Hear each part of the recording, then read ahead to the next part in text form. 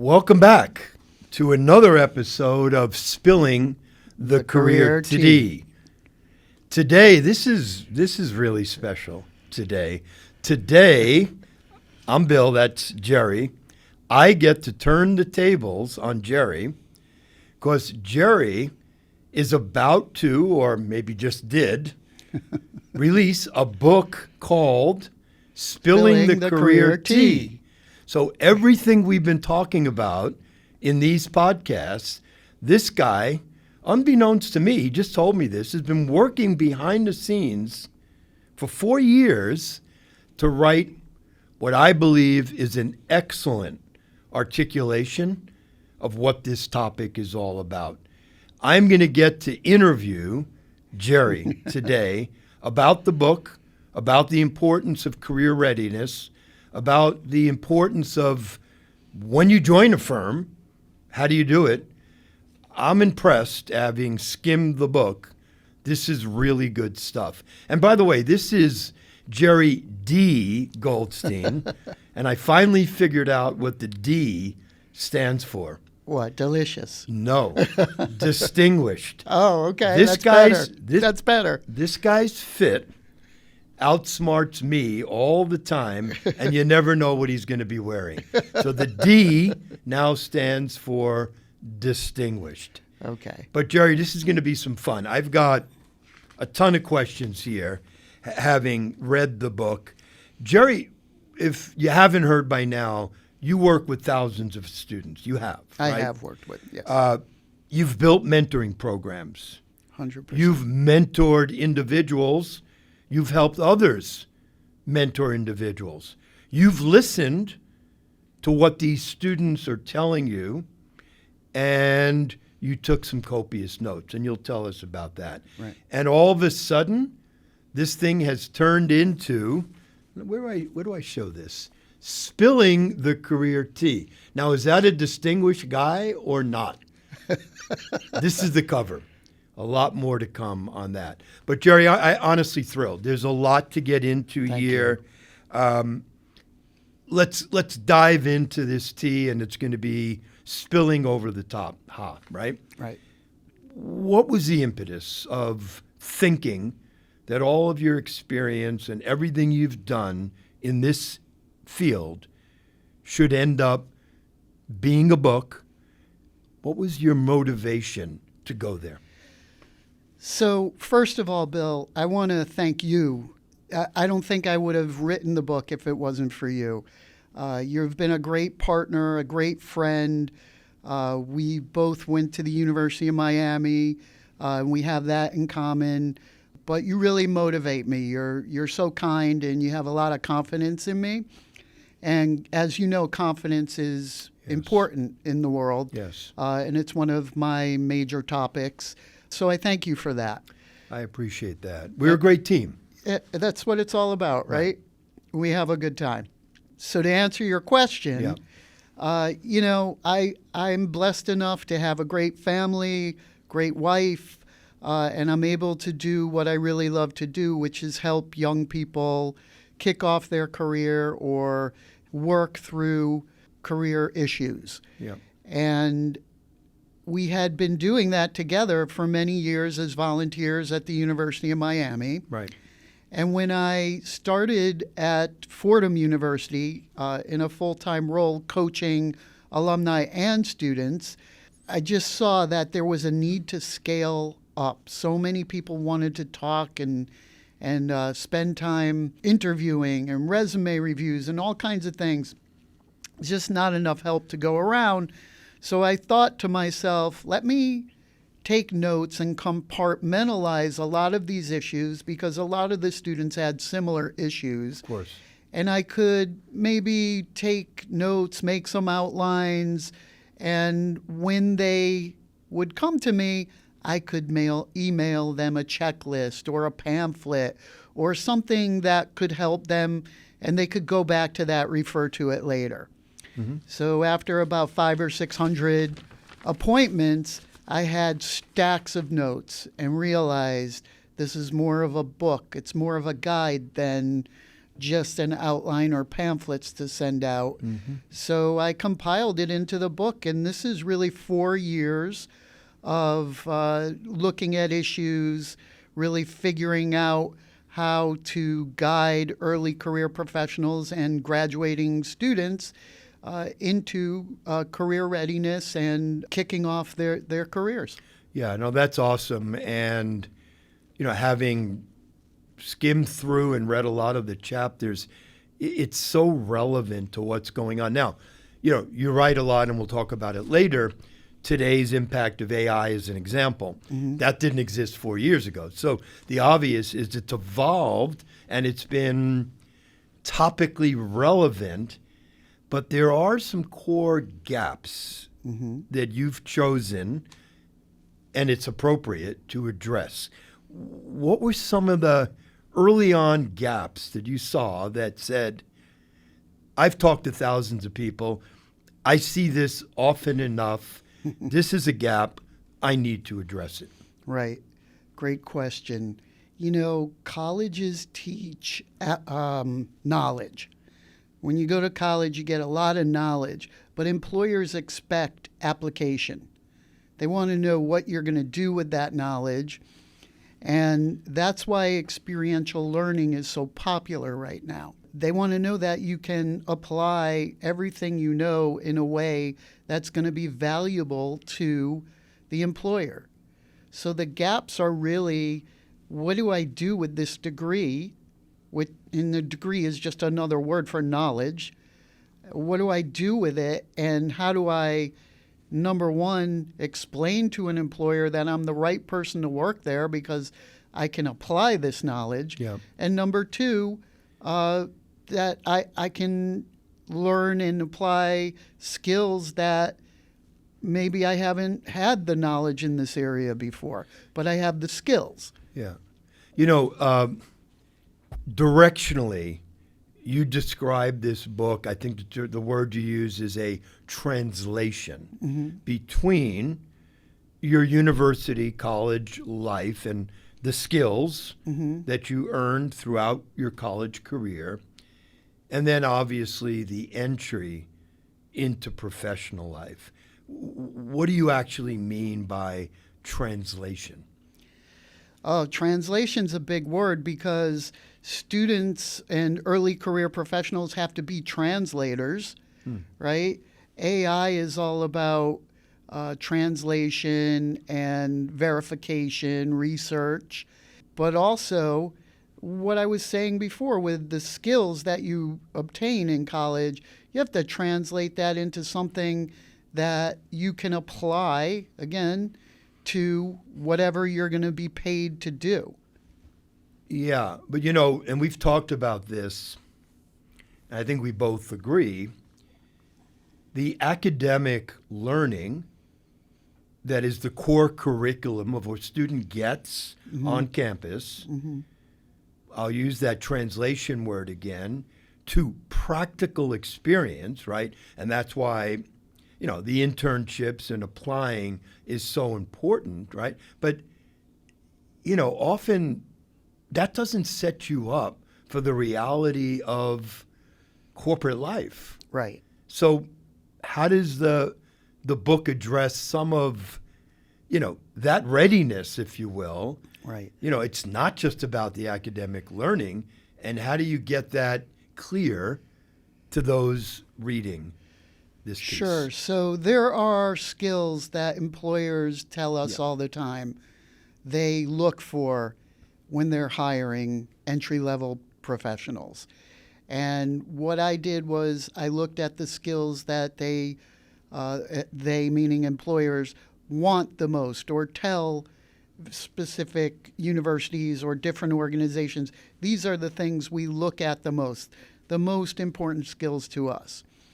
And I took each of those skills and I made it into a chapter about how you demonstrate to an employer that you have those skills, how you apply those skills, and how you have those skills, but you need to translate them into a day-to-day activity or function at work. All right, so now you've piqued my interest, and I'm sure our listeners' interest.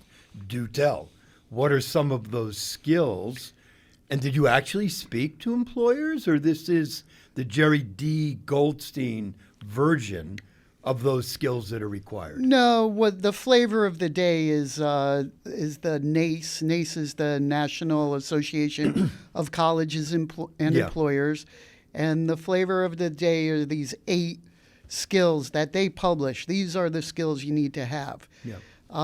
To me, there's many more skills that are translatable, transferable, and important in being a good employee and being professional.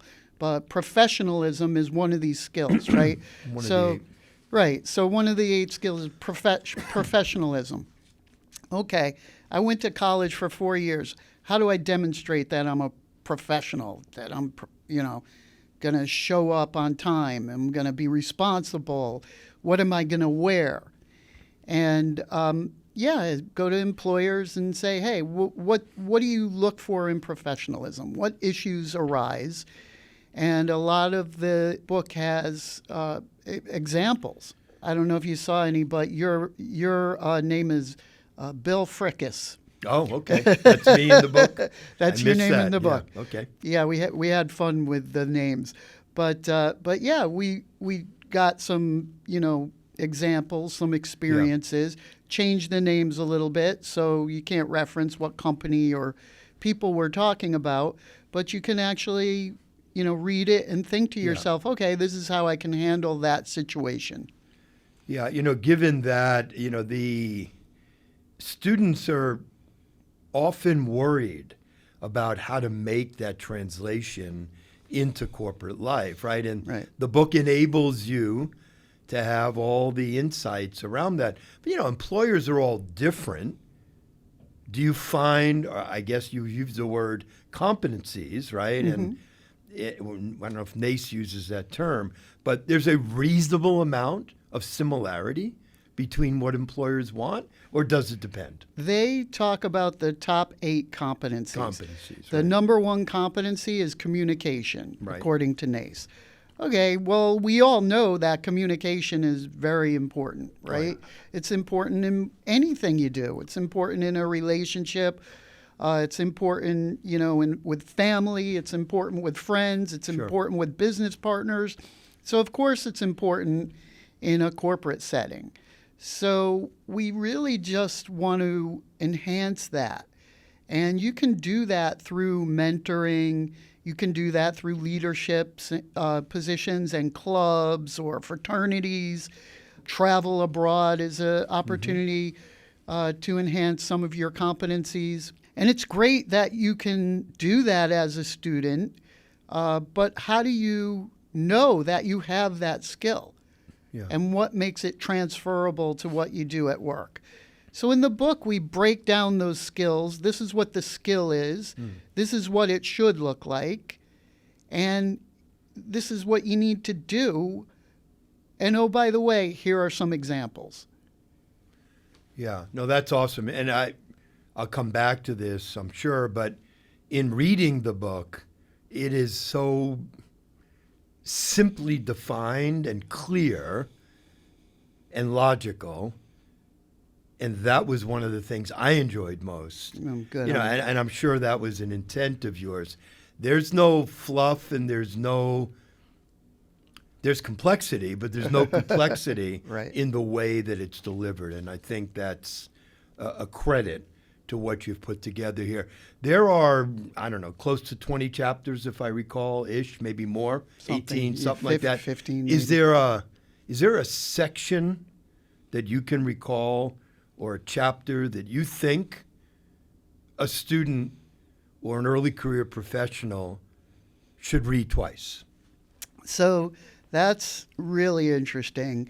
When I was writing the book, I had one chapter on AI. And I thought to myself after reading it, wow, this is really 2 chapters. And then after I broke it into 2 chapters, I thought maybe it's 3 chapters. And I think I have 3 or 4 chapters On in there AI. on AI. Yeah. And by the time this is out and people are reading this book, I may have to provide an update because that's how rapidly it's changing. Edition 2, second edition, right? Right. Yeah. But it's really interesting how I'm noticing, and I don't know how it is with the people you're speaking with, but very few people talk about AI skills on their resumes. And that is a huge benefit. The jobs that you're seeing today are being filled by the candidates who can bring AI skills to the company, to the employer. So, we hear in the media and we hear all the time, the job market's tightening. They're laying off 3,000 people. This one's laying off 5,000 people.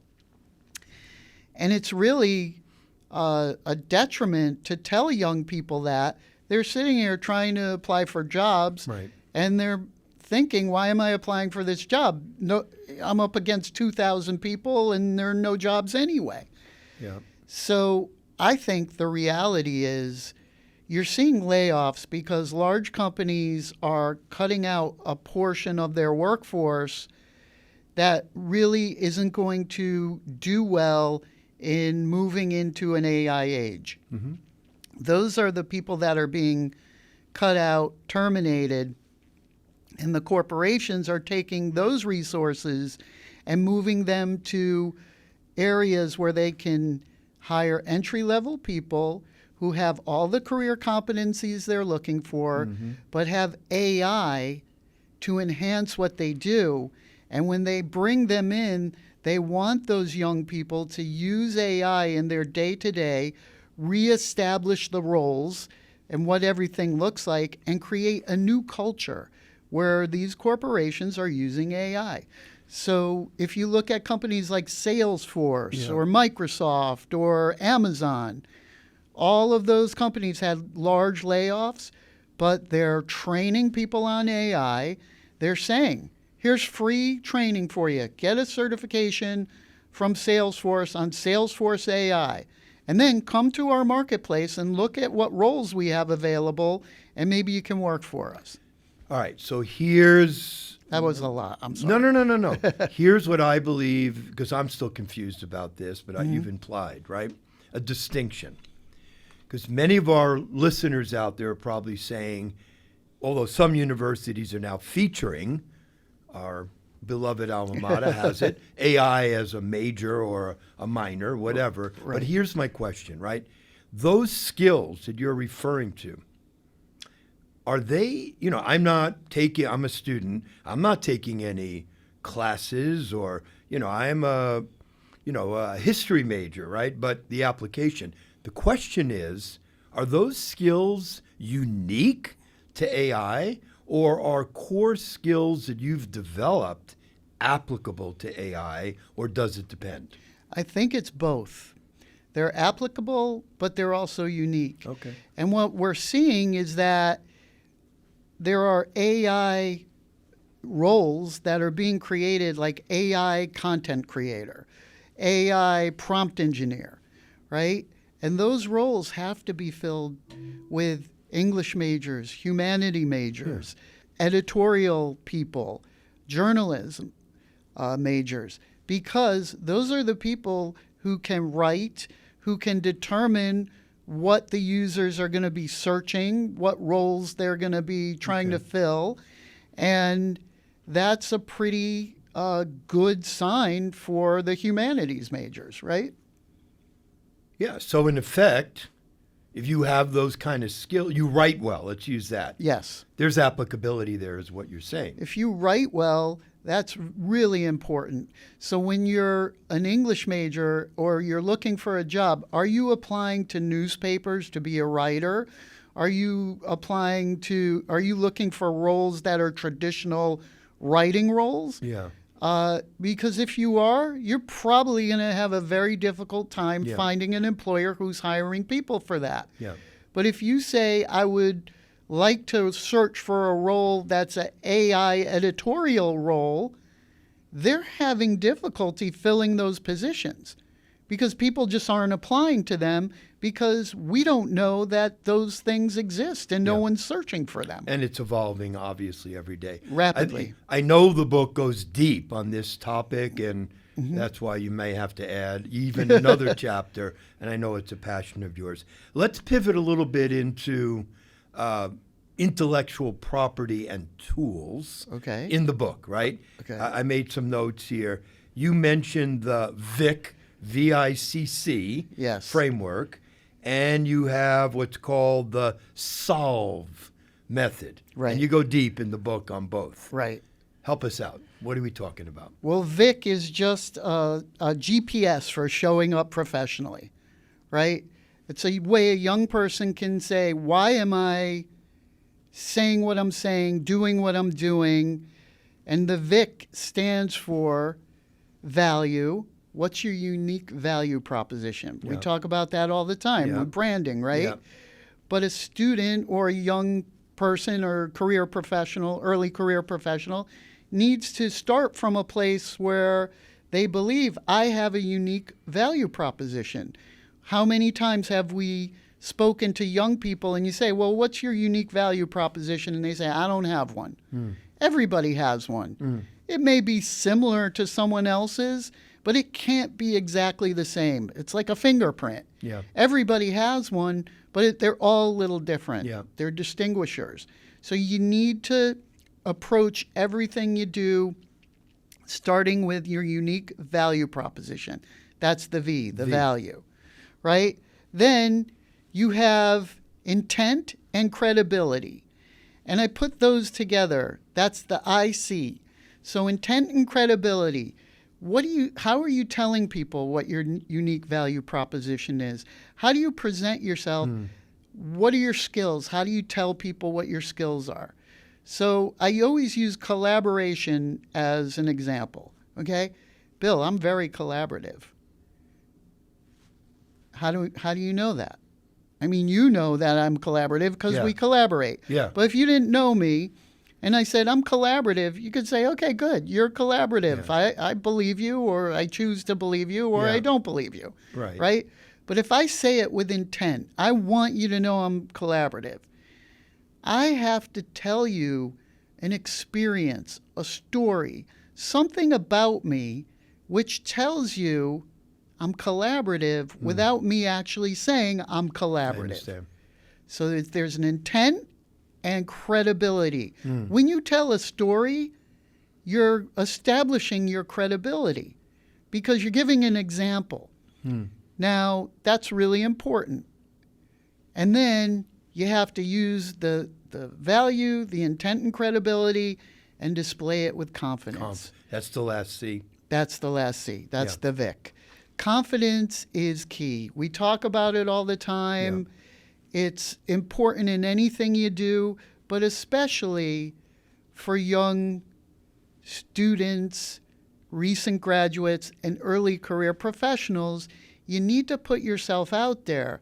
And we talk about all the time, you're going to fail, right? And it's okay to fail. Right. But you need to be confident whether you fail or not, whether you succeed or not. And I think of it this way. I tell students all the time, you're a baseball player. You go to bat 10 times. You get 3 hits. If you do that every time, you're going to the Hall of Fame. Yeah.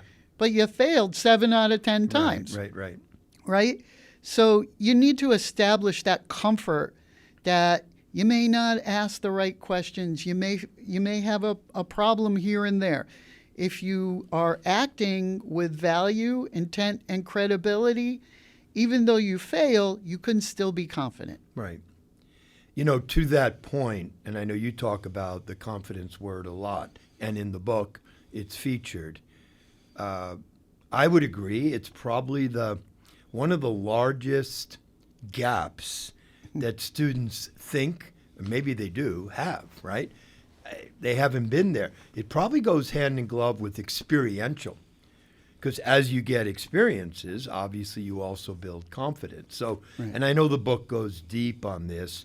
So that's Vic. Right. And you don't want to be overconfident. Of You don't course. want to be obnoxious. Yeah. That's not what we're talking about. Right. But you need to be comfortable with what you're doing and what you're saying, and be comfortable with yourself and your abilities. Yeah. You know, that just reminds me back to the point of personal brand. Mm-hmm. The way you deliver your message and the way others are receiving it, critically important. You could be trying to be sincere and authentic, but for whatever reason, the receiver is seeing it differently, Right. and you're not in alignment. Right. And so if it's boasting, You don't want to do and that. the receiver says, I don't want to deal with this, you get the point. But Exactly. that is, I think, a key thing. All right, let's go to Solve. Okay. We got Vic. Right. What's going on with Solve? Solve is a structured way of thinking in an AI world. Okay. Okay? So when you're thinking about how you're going to approach certain things, and you know AI is all around you, how do you keep the noise out? How do you look at an issue and really analyze it and figure out how you're going to proceed? So that's the Solve method. It's situation. What's the situation? Mm-hmm.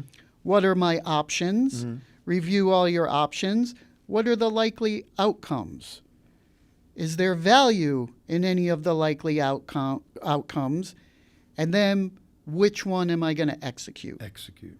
Yeah. Right. That's Solve. Does that have to be learned, or it comes naturally, or what's I your think thought? once you do it for a while, it just becomes natural. Yeah. But it's a way for younger professionals to think, I got to get all the noise out. I have to remove myself from the emotion.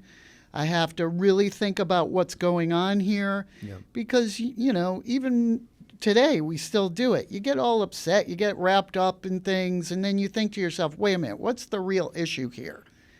I can solve this in about 2 seconds if I get all the noise out. Yeah. You use the E word, emotion. I was going to go there next. You talk a lot in the book about emotional readiness, and I think you refer to it as resilience after failure. You touched Right. on it a little. Tell me a little bit more about that. Why is that featured in the book? Right. Well, skills matter definitely, but emotional readiness unlocks the skills. So a lot of times, think about it, like if you're not sure about a situation, you're not going to maybe put yourself out there because you're afraid of failure. Emotional readiness means let's be mature about this. Let's take a calculated risk. If it works, great. If it doesn't work, let's make sure we understand why and try it again. And emotional readiness allows you to have that level of maturity. The confidence comes in where you try it, even though you're not 100% sure it's going to work. And then if it doesn't work, the failure doesn't stop you from trying again.